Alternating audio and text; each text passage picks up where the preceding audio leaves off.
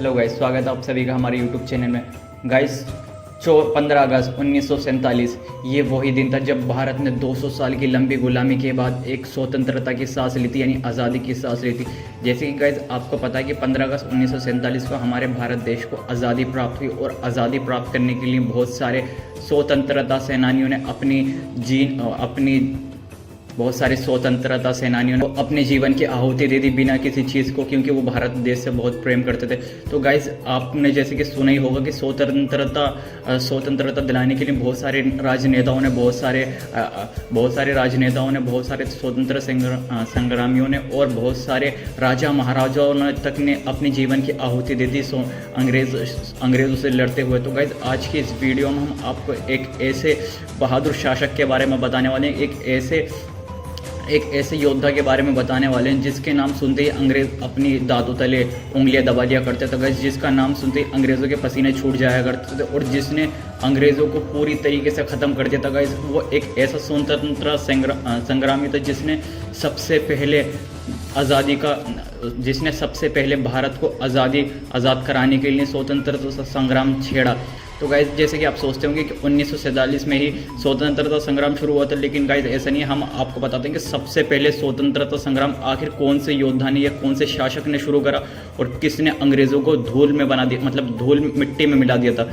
Guys जिसको आप सब और हम जानते हैं, द टाइगर ऑफ मैसूर यानी हजरत टीपू सुल्तान। टीपू सुल्तान की शख्सियत की एक झलक ब्रिटिश लाइब्रेरी में रखी एक किताब that the state government consider steps to rename the Mysuru airport after Tipu Sultan. एक समय था जब टीपू सुल्तान की तलवार दक्षिण भारत के मैसूर रियासत पर सुल्तान की तलवार ने बनाया नया record. Politics started up again. Prasad Abaya of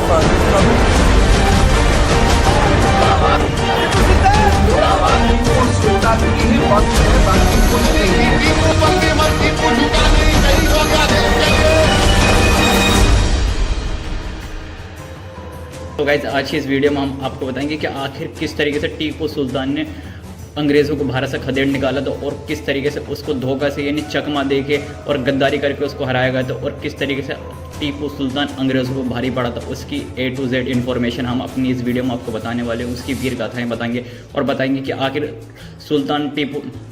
Tipu Sultan को आखिर मिसाइल मैन ऑफ इंडिया या फिर द मैसूर टाइगर क्यों कहा जाता है। तो चलिए स्टार्ट करते हैं। तो गाइस हम आपको बताए थे कि टीपू सुल्तान, जिनका रियल नाम, जिनका पूरा नाम सुल्तान फतेह अली साहब था, इनका जन्म 20 नवंबर 1750 को हुआ था, जो कि देवनाहल्ली बेंगलोर के कर्नाटक में रहते थे।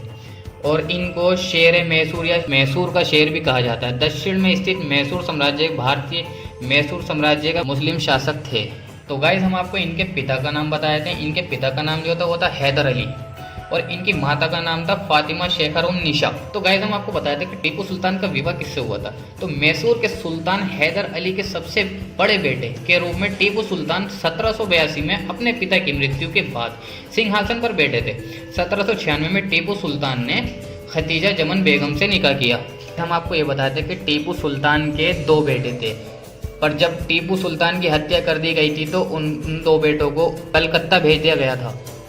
गाइस हम आपको ये बताते कि टीपू सुल्तान ने कितने साल हुकूमत की और उस टाइम पर क्या क्या हुआ था। तो मैसूर रियासत पर टीपू के 17 साल के राज पर, यानी कि उन्होंने पूरे 17 साल राज करा। मैसूर पे राजनीतिक धड़ों की अपनी अपनी राय रही। हम आपको ये बताए थे कि टीपू सुल्तान को शेर मैसूर क्यों कहा जाता है। तो गाइस जब टीपू सुल्तान शिकार के लिए निकले थे तो वहाँ पर फ्रांसीसी सैनिक भी मौजूद थे। तो जब वहाँ पे एक बाघ आया जिसने फ्रांसीसी सैनिकों के ऊपर झपट्टा मारा और उन्हें मार डाला। टीपू सुल्तान के हाथ में बंदूक थी। उन्होंने जब बंदूक उनकी काम नहीं कर रही थी और बाघ उस पर कूदने से उसका खंजर जो था ज़मीन पे गिर गया। नहीं, टीपू सुल्तान का जो खंजर था वो ज़मीन पे गिर चुका था। फिर टीपू सुल्तान ने बाघ के मुंह को पकड़ के चीर दिया था गाइस। जब से ही उन्हें शेर मैसूर कहा जाने लगा। गाइस हम आपको ये बताते थे जैसे पहले तोपें चला करती थी, उसमें पीछे बारूद होता था, तो जब वो जाती थी तो वो फटता नहीं था। लेकिन इन्होंने इस तरीके से बनाया, एक चौकोर सा बक्सा बनाया, उसको एक कंटेनर में डाला और उसके अंदर बारूद हुआ करता था और उसके पीछे भी बारूद हुआ था। जब वो आग लगती थी उसमें तो वो बारूद के साथ साथ वो अंदर का जो चौकोर बक्सा था वो भी फट जाया करता था गाइस। जब इसे रॉकेट का निर्माण हुआ। हम आपको बताए थे कि अंग्रेज टीपू सुल्तान से क्यों डरते थे, क्योंकि अंग्रेज टीपू सुल्तान से बहुत क्रोधित थे, यानी कि बहुत ही ज़्यादा गुस्सा थे, क्योंकि वे एक महत्वाकांक्षी और खतरनाक मजबूत शासक थे जो ब्रिटिश साम्राज्य के अस्तित्व को चुनौती दे सकते थे। मैसूर साम्राज्य के साथ 4 युद्ध लड़े गए, जिनमें से 3 मैसूर साम्राज्य विजय हुए। हम आपको इनके 4 युद्ध के बारे में बताते। पहले तो 3 युद्ध बताए थे हम। प्रथम आंग्ल मैसूर युद्ध, अपने पिता हैदर अली के साथ इन्होंने मद्रास पर कब्जा करके, यानी कि जो आज का कर्नाटक हुए उस पर। द्वितीय आंग्ल मैसूर युद्ध, उसने बेली को हराया और मैंगलोर की संधि की। तीसरा हुआ था आंग्ल मैसूर युद्ध, रणकोर पर आक्रमण और श्रीरंगपट्टनम की संधि। और गाइस जो चौथा युद्ध था वो था आंग्ल मैसूर युद्ध, टीपू सुल्तान की उसमें हो गई हार। तो गाइस हम आपको ये बताए थे कि चौथी लड़ाई में टीपू सुल्तान क्यों हारे थे। टीपू सुल्तान 4 मई 1799 को श्रीरंगपट्टनम की लड़ाई में मारे गए। यह लड़ाई चौथे आंग्ल मैसूर युद्ध के दौरान हुई थी। इस लड़ाई में टीपू सुल्तान की सेना को British east India company, Maratha साम्राज्य और हैदराबाद के निज़ाम की संयुक्त सेना ने हराया था। आपको ये बताया था चौथी लड़ाई का जो मेन रीज़न था हारने का टीपू सुल्तान को, वो क्या था। जब चौथी लड़ाई में एक मंत्री था मीर सादिक, उनकी वजह से सबसे बड़ा वो चौथा युद्ध वो हार गए। उन्होंने सेरिंगपट्टनम की घेराबंदी के दौरान टीपू सुल्तान को धोखा दिया, जिससे ब्रिटिश जीत का मार्ग प्रशस्त हुआ। आपको बताया टीपू सुल्तान आखिर लड़ाई मतलब फेल क्यों हुए। तो टीपू सुल्तान जब स्वतंत्रता संग्राम की लड़ाई लड़ रहे थे तो उन्हें कई राज्यों में से उनका समर्थन नहीं मिला था। भारतीय राज्यों में समर्थन की कमी या टीपू सुल्तान को अपने संघर्ष में अन्य भारतीय राज्यों का समर्थन नहीं मिला, जिसकी वजह से उनकी हार हुई और अंग्रेज़ों के खिलाफ नहीं सके। हम आपको बताया था कि टीपू सुल्तान का जो टाइगर था वो किस चीज़ से बना हुआ था। तो टाइगर जो था वो नक्काशीदार और चित्रित भारतीय जेक लकड़ी से बना हुआ था। गाने और रोने की आवाज़ भी निकालता था।